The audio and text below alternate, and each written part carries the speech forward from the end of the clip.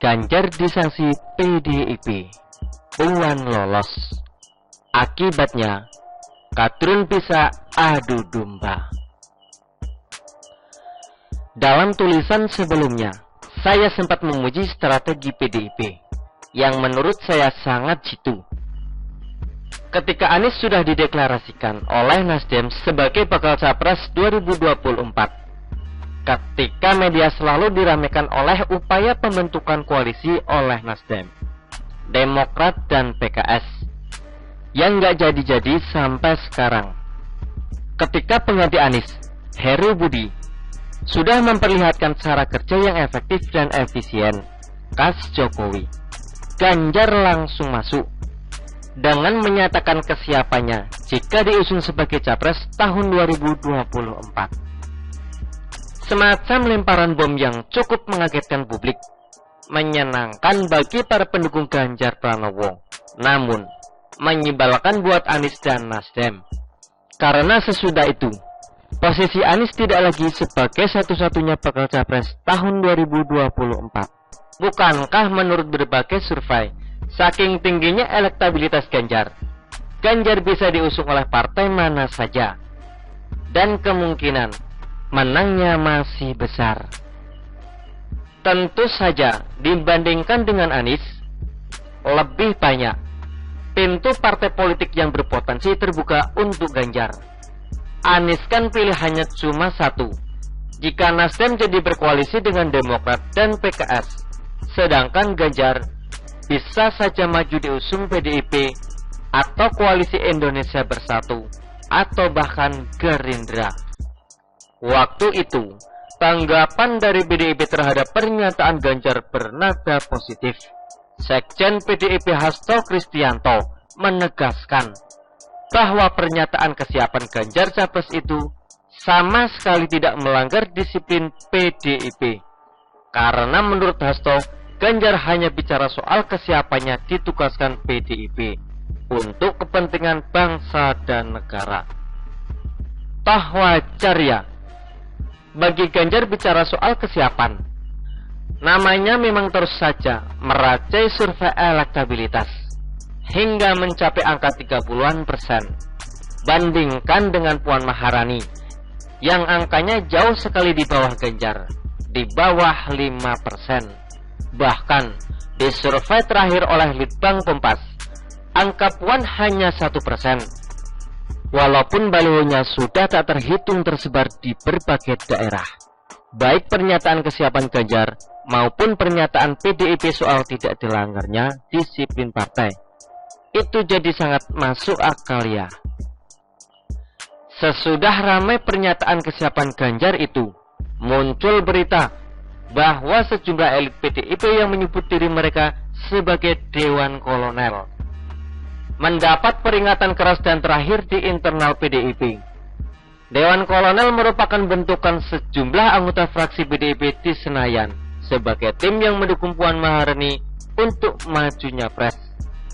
Awalnya disebut sebagai guyonan atau bercandaan saja, namun ramai diberitakan di media bahwa Dewan Kolonel ini punya misi khusus untuk mendongkrak popularitas Puan Maharani di berbagai daerah. Bahkan Puan sendiri menyebut bahwa inisiatif Dewan Kolonel itu sah-sah saja.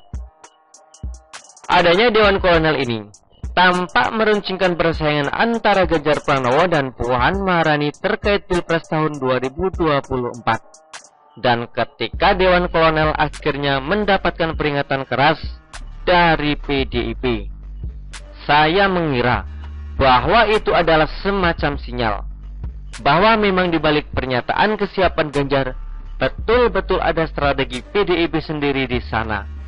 Namun kelanjutannya malah bikin saya agak kaget, karena kemudian justru Ganjar yang diberi sanksi oleh PDIP. Kok aneh ya? Awalnya Ganjar disebut tidak melanggar disiplin PDIP, tapi kok sekarang malah dapat sanksi. Sanksi yang diberikan adalah teguran lisan, di mana disebut bahwa pernyataan kesiapan Ganjar tersebut menimbulkan multitafsir di publik, meskipun tidak melanggar aturan partai. Disebut juga pemberian sanksi ini untuk menegakkan keadilan ke seluruh anggota. Jadi masalahnya apa ini ya? Bahwa Ganjar telah melakukan kesalahan komunikasi politik. Dengan kata lain, penafsiran saya terhadap Ganjar di video sebelumnya, bahwa pernyataan kesiapan Ganjar merupakan strategi PDIP. Itu salah satu dari multitafsir akibat pernyataan Ganjar. Oke, kalau begitu, bagaimana dengan Puan Maharani yang balihonya mungkin sudah terhitung sampai ratusan atau bahkan ribuan di berbagai daerah? Ngapain bikin baliho kalau tujuannya bukan untuk Pilpres 2024? Kalau buat pilek kan belum masanya kampanye.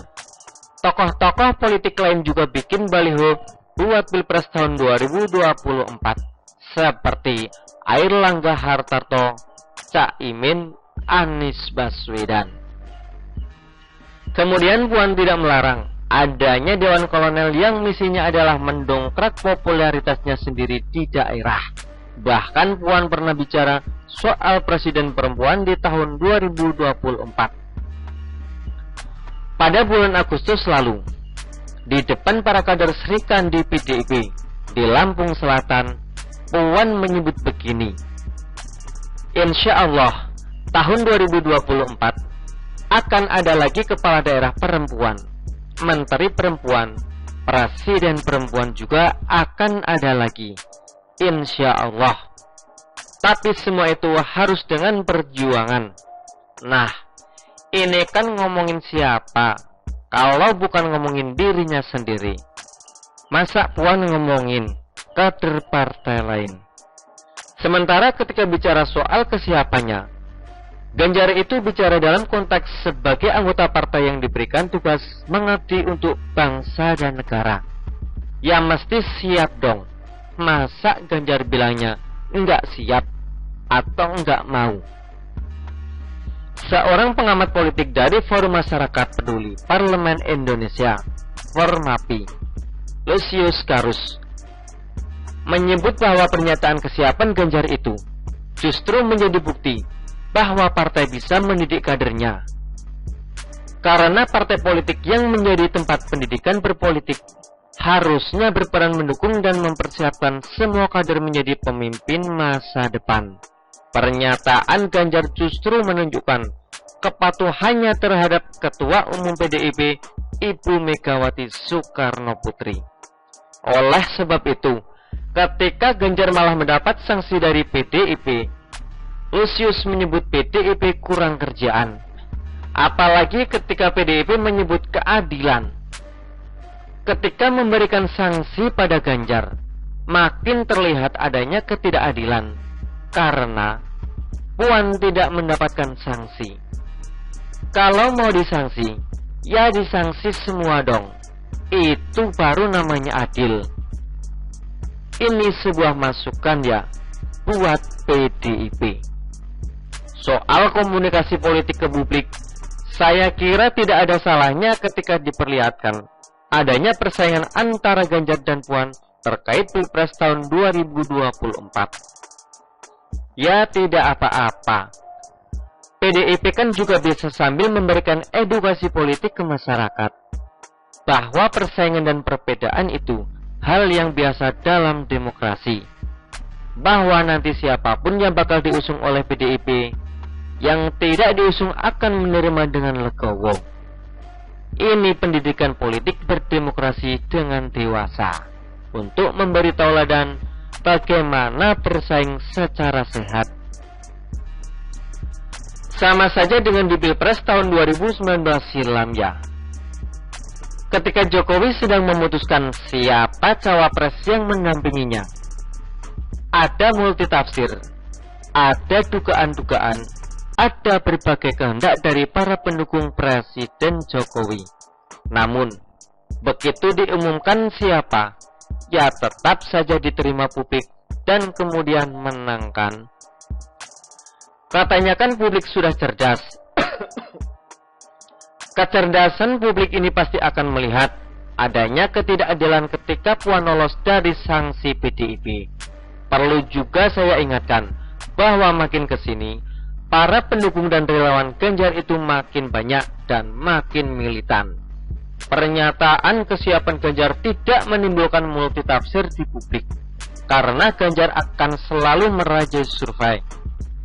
Dan Ganjar juga menunjukkan ketaatannya sebagai seorang kader partai. Justru pemberian sanksi oleh PDIP inilah yang menimbulkan multitafsir di publik.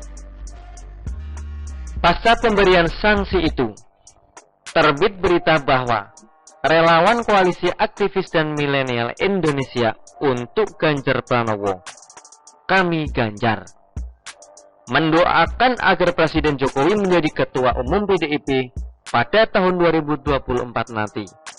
Karena PDIP mereka sebut bukan partai kerajaan. Jadi, mereka maunya pada tahun 2024, Ganjar Pranowo jadi Presiden Republik Indonesia dan Pak Jokowi jadi Ketua Umum PDIP. Ini sekedar mendoakan ya, bukannya mengadakan aksi demo atau revolusi. Sekedar berdoa. Dan apa yang terjadi kemudian? Kupu Kadrun pun masuk dengan upaya adu domba.